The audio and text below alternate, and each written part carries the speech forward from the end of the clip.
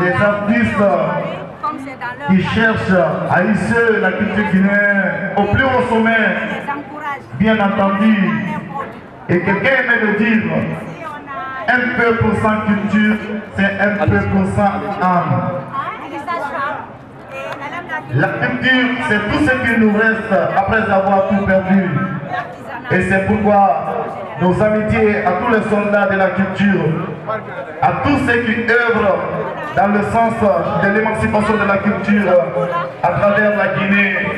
Alors pour votre plaisir, mesdames et messieurs, et solennellement et dignement, nous allons recevoir cet ensemble mythique et mystique, bien entendu, de la Guinée-Conakry. Ils ont parcouru l'Afrique, ils ont parcouru le monde. Et c'est pourquoi, ce matin, ils sont là pour vous donner le maximum d'eux-mêmes. Ils sont là pour vous donner de l'ambiance. Et quand il s'agit de la culture à Guinée, tu vas parler forcément de la Kora. Tu vas parler forcément de ce qu'on appelle le balafon. Tu vas parler forcément de ce qu'on appelle le kenkeri.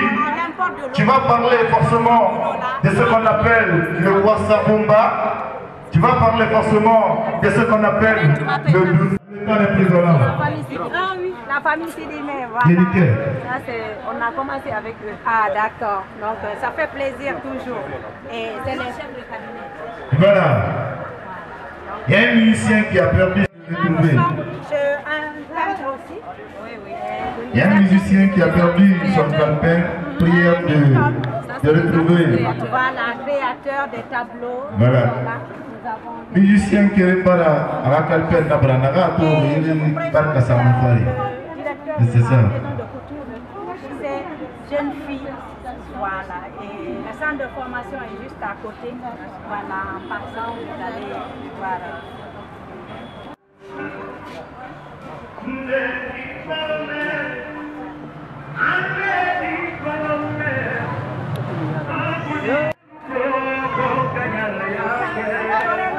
Nous sommes convaincus que vous êtes à nos côtés pour soutenir nos initiatives. On va le soutenir. Surtout moi, je suis de métier. Ah oui, moi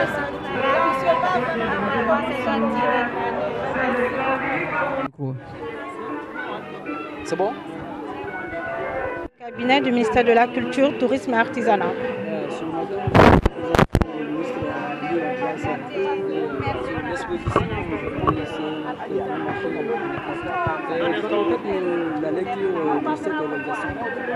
Alors, je vous remercie.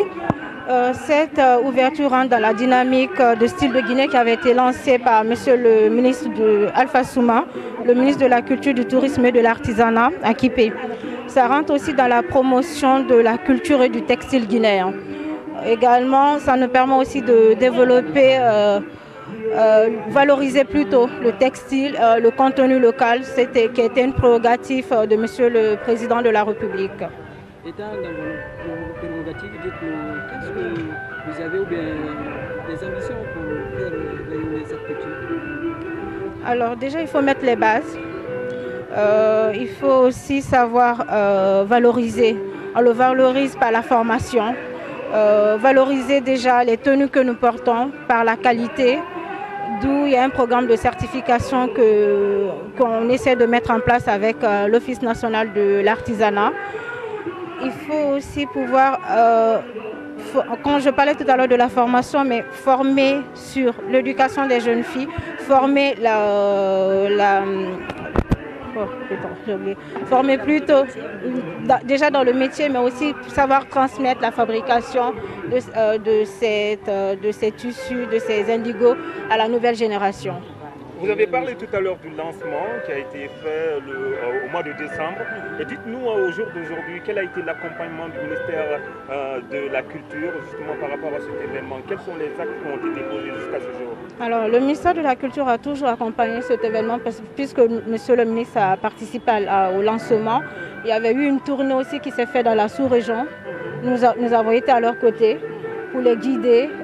On était là aussi lors des échanges avec les autres structures, que ce soit au niveau, à l'interne en Guinée, également à l'extérieur aussi. Donc nous avons vraiment pu apporter cet appui institutionnel à l'événement. Merci beaucoup, madame. Merci.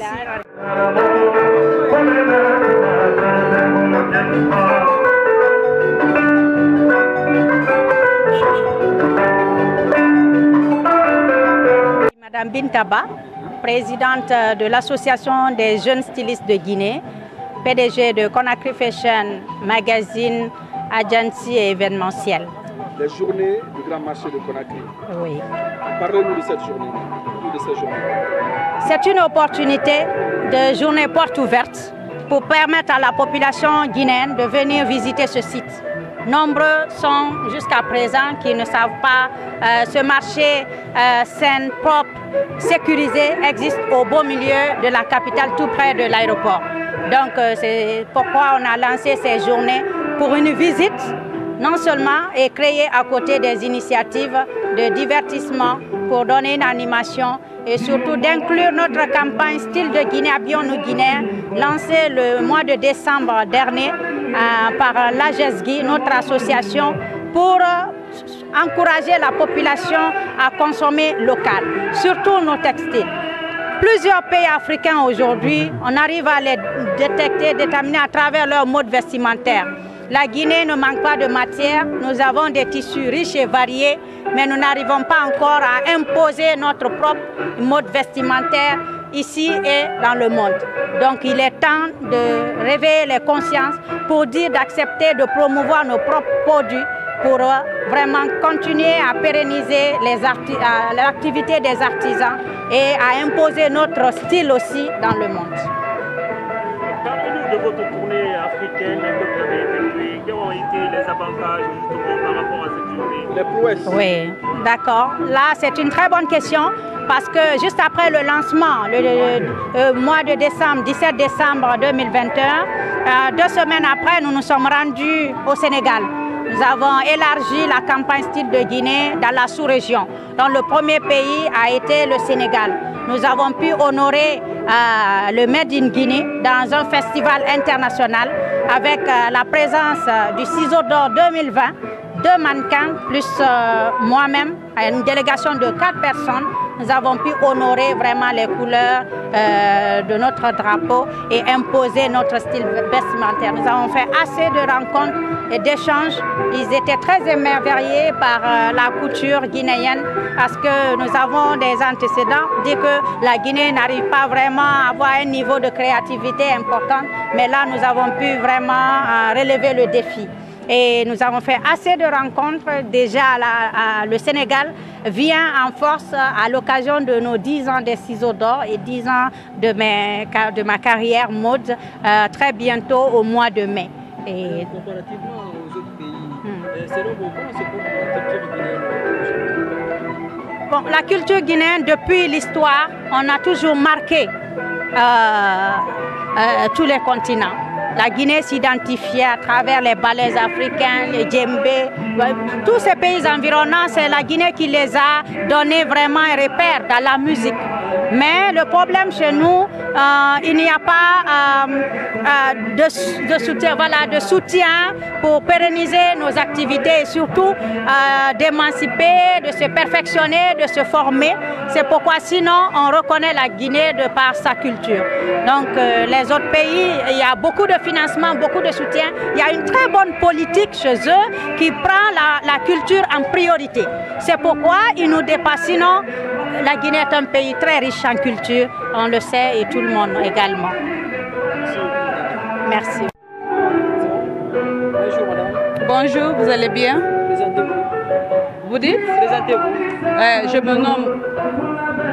Je me nomme Christine Doré. Aujourd'hui, c'est le lancement de l'exposition concernant des promouvantes des cultures et des habits guinéens. Parlez-nous un peu de cette organisation d'abord. L'organisation de l'exposition ou quoi? Parce que je n'ai pas bien compris la question. De l'exposition. De l'exposition.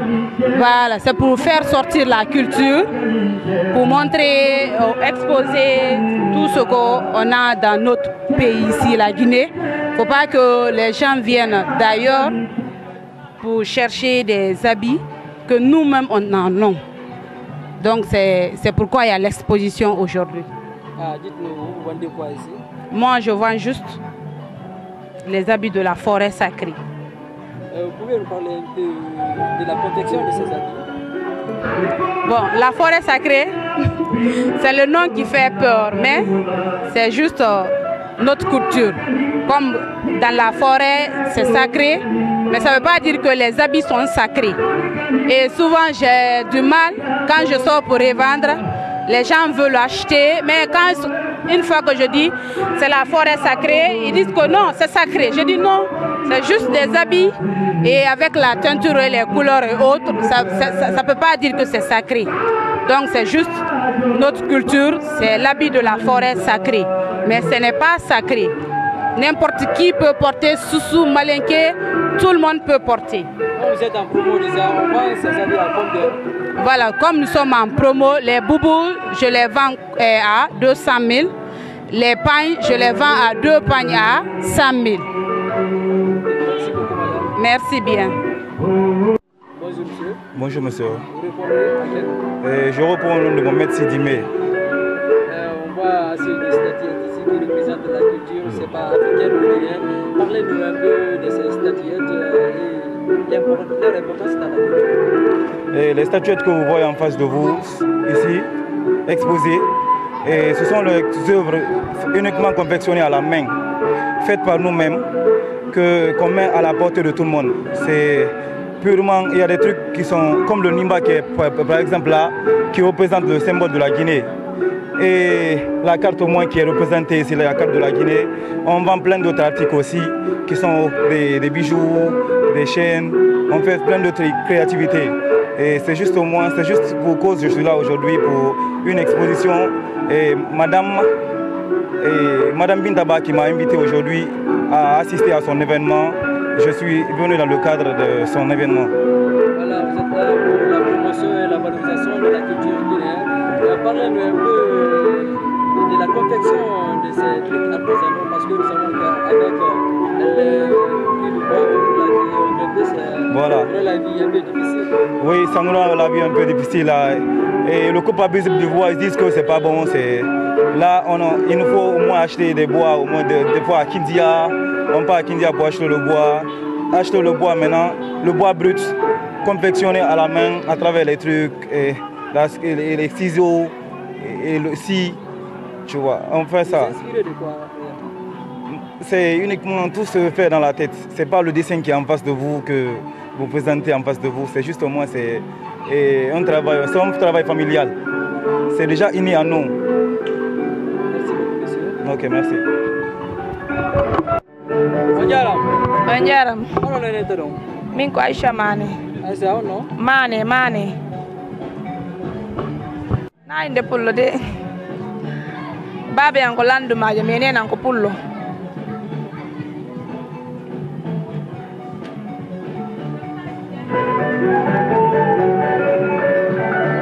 Banjaram. Min ko Aisha Mane. Ameiro ro wali ni bidi ko la tabano. Yote memba ko onu. Ko labe ko piiji labe mi yeta dami e leppi dole ke worbe ben kendili fow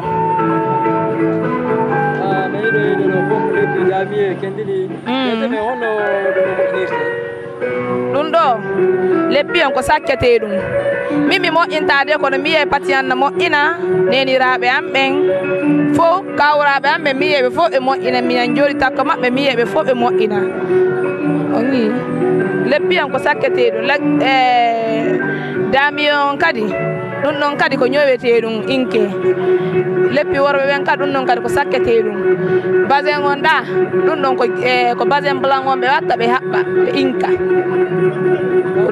ande ko promotion wonno wadde ɗo andi prix ji wa tawno wayno waɗo ko jejjeɗo no yeredi leppiji mon leppi o ler ɗo min ko 300 000 mone yeyirde prix on ɓeydike kama non ara non ko mi natno première fois patian walla gaddangol ɗo har leppi ko mi yeyireno 150 000 200 000 180 000 kono lini leppi satti hono ɓeydi prix on ko ɓeydi prix on patian yinde woɓe ɓeydi garaji ɗin andi garaji ɗin ɗo plupart ko ɓe gollirta ko naga ɓe ittata ayi woɓe ɓeydani ɓe garaji ɗin moƴƴo non basanji ɗin kadi ɓe ɓeydi fo ɓe ɓeydanima prix ji ɗin fo so ɓe ɓeydi tun kamɓe ka ɓe ɓeyda prix ji ɗin seeɗa seeɗa